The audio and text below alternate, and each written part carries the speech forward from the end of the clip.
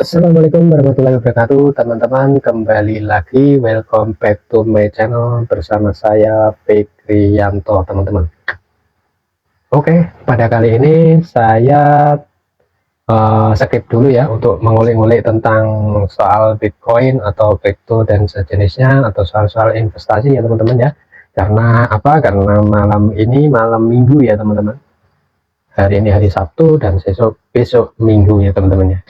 Jadi saya skip dulu untuk pembicaraan tentang finansial. Lalu kali ini kita akan uh, membicarakan risk management ya, resiko manajemen yang dikelola oleh orang-orang pada umumnya teman-teman ya, orang menengah ke bawah. Dan ini saya menemukan konten bagus ini teman-teman ya. Jadi di sini dari konten jalur bilioner teman-teman ya, kita lihat kontennya, cara orang kaya ngeraup duit dari orang miskin. Nah teman-teman, jadi mengambil uang orang miskin seperti mengambil permen ya dari anak kecil, tinggal comot itu aja. Satu, lewat cicilan teman-teman, biar kelihatan murah tapi ngegembok hidup kamu bertahun-tahun. Ya kita rasakan ya teman-teman, jika kita seumpama kita mempunyai cicilan ya teman-teman ya, harus 1 minggu atau 1 bulan dari tanggal ini ketemu tanggal lagi ya teman-teman ya. Menurut pengalaman juga saya pernah juga ya teman-teman. Jadi kita seperti dikejar apa ya, dikejar sesuatu lah itu ya teman-teman ya. Yang kedua, lewat pay letter teman-teman ya, biar kamu ngerasa mampu pada makin nyemplung di dalam jurang hutan ya teman-teman ya. Seperti ketika kita mempunyai cicilan pay letter, kita seperti apa ya, seperti ketagihan lagi, tagihan lagi teman-teman. Jadi kerja kita, keringat kita itu seperti dihisap ya energi kita ya. Nah, jadi lama-lama tidak terkumpul, akan tetapi dengan seiring kebutuhan naik ya teman-teman, dan gaji kita stagnan, dan belum juga inflasi juga teman-teman ya. Ya kita harus per bulan membayar pay letter teman-teman. Yang ketiga, lewat impulsive buying. Kamu pernah beli barang murah tanpa mikir, itu salah satunya. Ya kita gimana ya teman-teman ya, terkadang kita masuk toko membeli barang tanpa kita pikir terlebih dahulu, walaupun itu murah.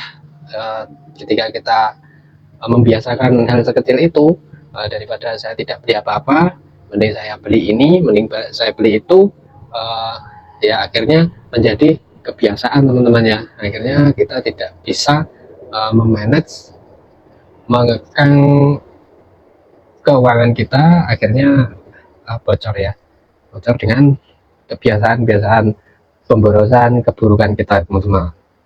Yang keempat, lewat mimpi instan, dari trading kilat sampai skema cepat kaya, mereka jual harapan bukan hasil. Pahami baik-baik ya, secara psikologi orang ya, kita akui, termasuk saya sendiri pengalaman ya.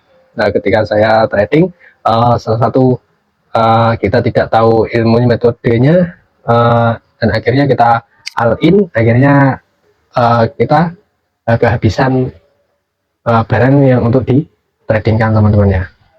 Jadi sangat berisiko sekali, dan harus risk management, apa itu, harus manajemen kita tertata, dan yang seharusnya kita tidak FOMO ya teman-teman, ternyata kita masih ikut-ikutan ya teman-teman. Secara lambat laun kita akan dihabis oleh FOMO tersebut teman-teman ya. Jadi kita harus berhati-hati ya teman. 5, lewat kebodohan finansial. Yang nggak ngerti uang selalu jadi ATM yang buat yang ngerti, yang nggak ngerti uang. Jadi yang nggak ngerti uang, mungkin ya, mungkin ini spekulasi liar saja ya. Pendapat pribadi saya, kemungkinan lewat kebodohan finansial kita tidak memanajemen finansial kita dengan baik. Kita kerja dapat gaji, kita beli makanan, kita beli barang mewah, kita tidak memperhitungkan bahwa barang mewah itu, ya, tidak memperhitungkan barang mewah itu tidak hanya sekedar gengsi ya teman-teman ya. Barang mewah itu ternyata membuat kita seperti apa ya, mungkin menghabiskan gaji kita ya, menghabiskan energi, menghabiskan uang kita, waktu kita ya. Jadi secara tidak sadar kita seharusnya diuntungkan oleh barang berguna, barang-barang mewah, akan tetapi itu malah sebaliknya. 7. Kalau kamu nggak subscribe channel saya ya nggak apa-apa teman-teman ya. Soalnya saya tidak meminta Anda untuk mensubscribe, cukup like, komen, dan komen saja seenak kalian, nggak apa-apa, saya terima teman-teman.